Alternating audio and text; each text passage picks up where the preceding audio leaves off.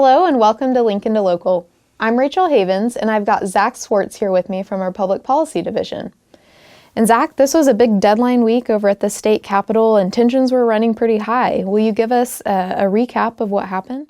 Yes, this was a deadline week. It's also candidate filing week. So very busy. We had some counties visit this week. But some of the stuff that's happened, there's some games being played back and forth between the House and the Senate. We have seen some of our bills get tied up in that. One of those was the spray drift bill dealing with medical marijuana. Also, there was 10 other bills that we were not tracking, but those will be dormant for the rest of the session. Interesting. Well, we'll definitely keep an eye on some of those issues and see if they happen to resurface in any way. Well, a couple weeks ago, we were talking about county assessors and those assessors asking for information on unmanufactured farm products when assessing taxes. Can you tell us a little bit more on the issue and where we are in the legislature with that? Yeah, Senate Bill 182 actually passed out of committee this week. Like you said, it would remove unmanufactured farm products from the assessment.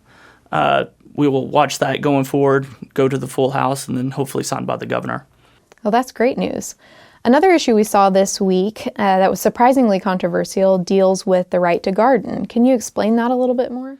Yeah, the Right to Garden Act failed in the Senate. A lot of the senators had concerns about this leading getting too far into the weeds and possibly dealing with medical marijuana. So that bill did fail in the Senate committee, but I'm sure maybe it will come back up next year. Well, that's definitely an interesting issue. Well, we've had, over the last couple of weeks, an incredible number of counties visiting the Capitol, visiting with their legislators. Can you tell us why is it beneficial for our members to be up at the Capitol talking with their legislators? Yes, throughout the session, we've actually had 9 counties come up and visit. It always helps us, at least helping us lobby, because the members want to hear from people, actual people from their district, not just lobbyists. So we have great turnout.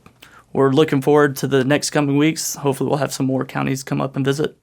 Definitely. It's been great to see so many Farm Bureau members around the Capitol every day.